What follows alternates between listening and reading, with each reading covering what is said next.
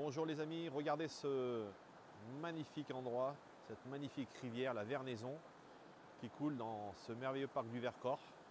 Aujourd'hui, on va regarder ensemble une vidéo que j'avais déjà réalisée, que j'ai décidé de refaire aujourd'hui pour la clarifier parce qu'au fil du temps, je me suis amélioré dans ma manière de vous expliquer les choses. On va revoir aujourd'hui ensemble les 12 symptômes de la déshydratation. Alors avant de commencer, je vous le rappelle, je produis aujourd'hui 2 capsules par semaine. Une le mercredi, une le dimanche, donc j'ai augmenté le rythme. N'hésitez pas à vous abonner, c'est en bas à droite, sur la droite de votre écran, en bas, il y a un petit pictogramme. Je suis extrêmement heureux de vous retrouver ici de nouveau dans ce magnifique endroit, le parc national régional du Vercors. On est au printemps et c'est vraiment l'occasion pour moi déjà de vous remercier, en tout cas pour tous ceux qui sont de plus en plus nombreux à me soutenir. Et sachez que c'est important parce que ça donne vraiment du sens à mon travail. Sachez également qu'aujourd'hui, il est important pour vous que vous commenciez à comprendre qu'aujourd'hui, soit on enlève une pierre à l'édifice de notre santé, soit on en rajoute une. Et donc l'idée, bien sûr, c'est qu'on puisse tous commencer à comprendre que nous devons absolument être dans une logique de rajouter une pièce à l'édifice de notre santé, que ce soit au travers de l'eau qu'on boit, et bien sûr, c'est le sens de mes capsules. Mais nous pourrions également parler des sujets comme nos pensées, nos émotions, ce que nous mangeons. Évidemment, tout ça fait partie de notre champ de réflexion que nous devons tous savoir. Et également, j'aimerais vous encourager à vous poser cette question sur une échelle de 1 à 10 finalement. Quelle est ma perception de ma santé? Où est-ce que je situe mon niveau de priorité sur ma santé? Parce que je me suis rendu compte que moi, pendant très longtemps, c'est quelque chose que je n'avais absolument pas conscience. Et je pense qu'aujourd'hui, si on est juste un peu réveillé, qu'on a envie de s'éveiller peut-être à ce qu'est vraiment notre vie, eh bien, on doit simplement se poser la question où se situe notre niveau de santé. Et il est sûr qu'aujourd'hui, pour des gens qui ont un très faible niveau, et ce n'est pas un jugement, mais je crois qu'aujourd'hui, on a le droit de ne pas avoir cette perception.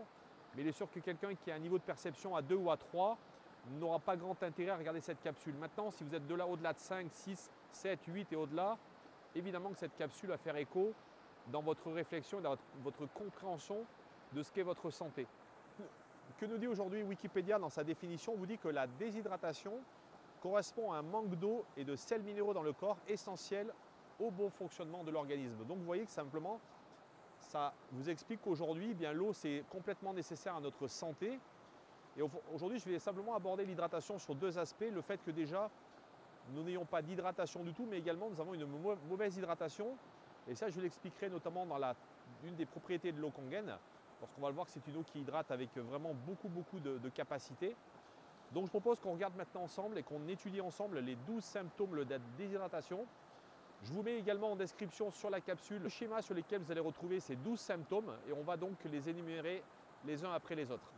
La déshydratation, sachez-le, est le premier signal qu'envoie votre organisme quand justement vous avez un problème. Et sachez que justement, c'est les mécanismes de défense de votre organisme qui vous disent simplement « Attention, tu es en train de te déshydrater ». Et une des choses que vous connaissez sans doute tous, c'est dès l'instant où vous avez la bouche sèche, eh bien sachez qu'il est déjà trop tard, vous êtes déjà déshydraté.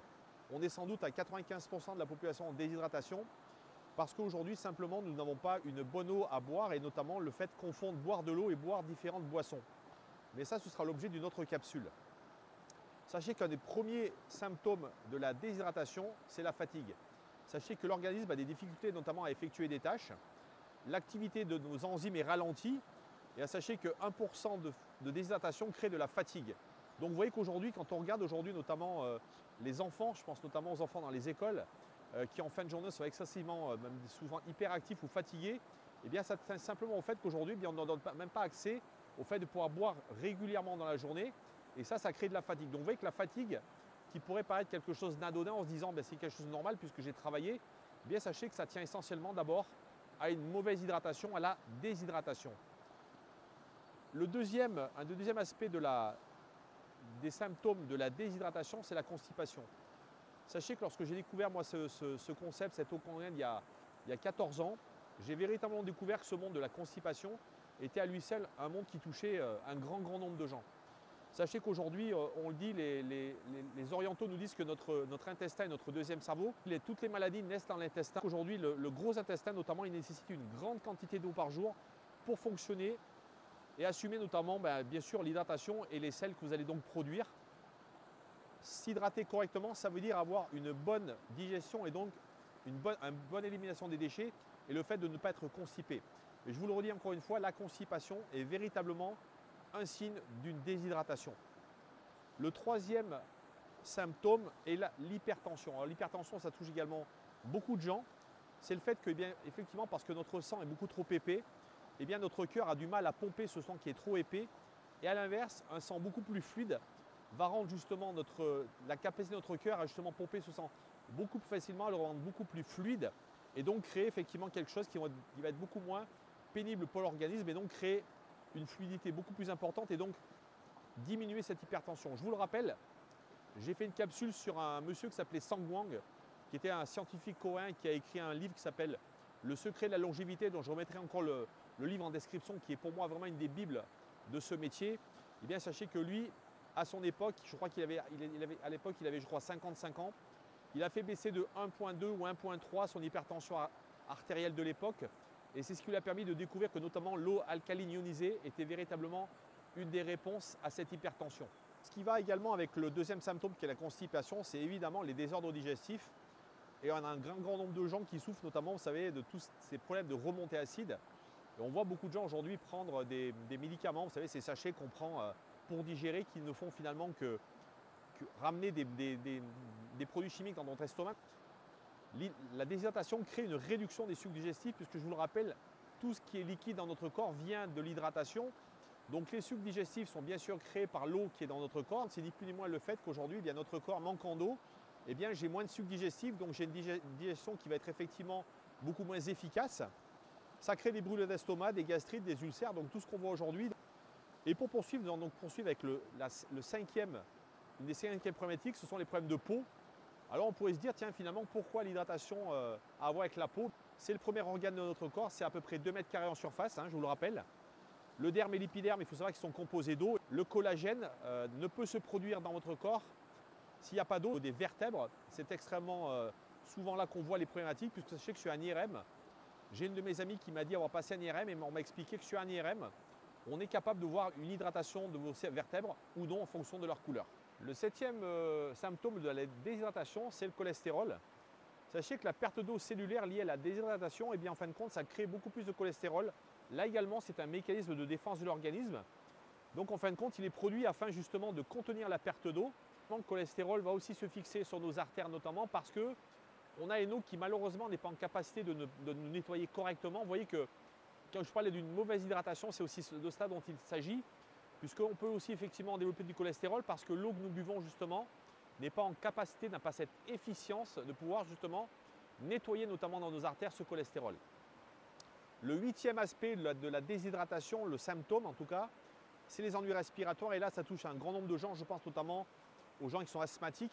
La déshydratation, ça a des conséquences sur les poumons, ça va avoir tendance à restreindre le passage de l'air dans les alvéoles pulmonaires, parce que sachez que nos alvéoles pulmonaires, nos milliards d'alvéoles, elles sont gorgées d'eau et que sans elles, eh bien, votre respiration ne sera pas efficace. Alors, le neuvième aspect, le neuvième symptôme de la déshydratation, c'est le déséquilibre acido-basique.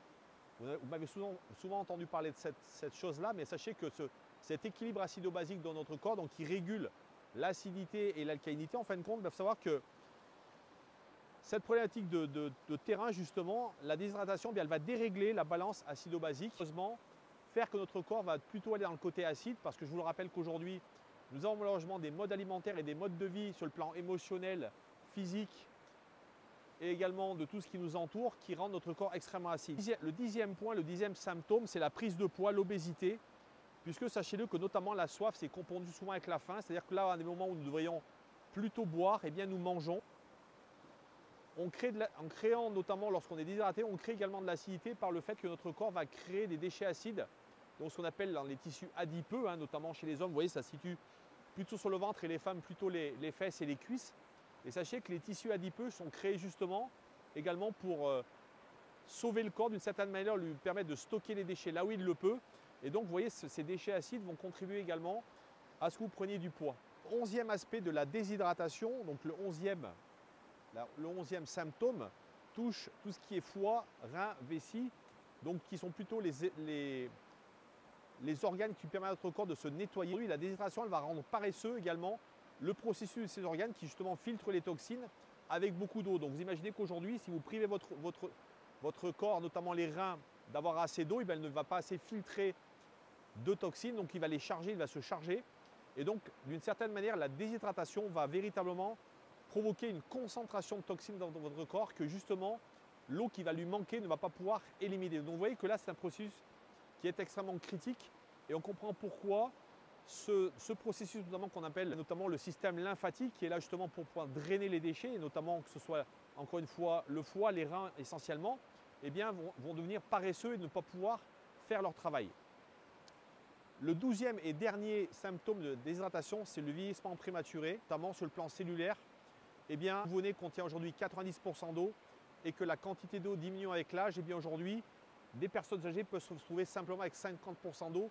Et donc, vous comprenez bien que le déficit en eau qu'on va avoir, notamment chez ces personnes âgées, ou même si on est beaucoup plus jeune, elle va de toute façon faire en sorte que d'une manière ou d'une autre, que ce soit sur le plan cellulaire interne, mais le cellulaire externe, notre peau, eh bien, nous allons vieillir. Alors, sachez qu'aujourd'hui, il y a beaucoup plus de choses que cela. Sachez qu'aujourd'hui, je pense que vous allez sans doute vous reconnaître ou vous reconnaître des gens autour de vous qui souffrent de ces symptômes. Donc, je vous les invite à leur parler, à leur partager cette information qui est vraiment capitale.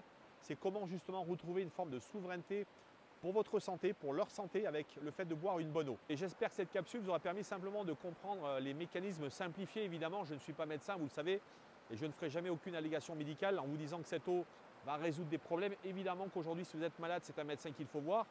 Mais sachez qu'aujourd'hui, vous allez comprendre que l'eau va vraiment contribuer.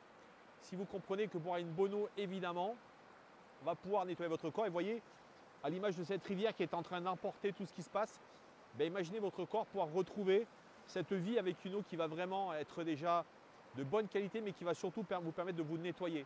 Car vous avez compris qu'aujourd'hui, la déshydratation, c'est également une des problématiques, c'est justement de ne pas pouvoir nettoyer les déchets produits par votre organisme, parce que je vous le rappelle qu'aujourd'hui, nous faisons pratiquement 100% de notre temps, ou au moins 99% de notre temps, de l'acidité. Et donc ces déchets acides, nous devons absolument trouver un moyen de pouvoir y remédier. L'eau Kangen, elle a 3 propriétés qui me semblent vraiment fondamentales. La première, vous le savez, c'est une eau alcaline qui va justement pouvoir drainer l'acidité, cette fameuse acidité dont je vous parlais tout à l'heure, dans le processus de l'équilibre acido-basique, qu'on appelle d'ailleurs aujourd'hui le déséquilibre acido-basique. Et donc sachez que cette eau, elle va drainer vos déchets acides. Elle va également permettre la production de vos tampons alcalins, notamment les bicarbonates dans le sang. La deuxième qualité, c'est son hyperhydratation, le fait qu'aujourd'hui cette eau va vraiment avoir une hydratation largement supérieure à l'eau du robinet. Il suffit de boire un verre d'eau et se rendre compte de cette qualité qu'on va avoir et notamment que cette eau va vous donner soif. Donc c'est juste le fait qu'aujourd'hui, cette eau elle est en capacité de vraiment drainer correctement à la fois le fait de boire une eau de qualité, mais également de drainer vos déchets. La troisième, c'est une eau antioxydante. Je vous le rappelle, l'oxydation cellulaire, c'est ce que je vous ai expliqué tout à l'heure. C'est le fait que malheureusement, nos cellules vont vieillir parce qu'elles ne sont pas assez hydratées, mais parce que également, il y a ce qu'on appelle l'oxydation, la rouille cellulaire, qui est liée à notre environnement. Voilà, j'espère que cette capsule vous aura intéressé. Vous le voyez, on est début du printemps, il fait beau, mais ça n'empêche pas qu'il faut boire. Je vous le rappelle, que ce soit en hiver ou en été, je vous rappelle, la bonne quantité, c'est 0,30 centilitres par 10 kg. Donc faites simplement le calcul. Si je pèse 80 kg, c'est 2,4 litres. 90 kg, c'est 2,7 litres. Si je fais 60 kg, c'est 1,8 litre. Voilà, je vous laisse simplement calculer ça. C'est très important. Je vous dis à très bientôt et n'hésitez pas à partager cette capsule si vous pensez qu'elle peut aider des amis que vous connaissez ou des gens qui sont en recherche de solutions. À très bientôt.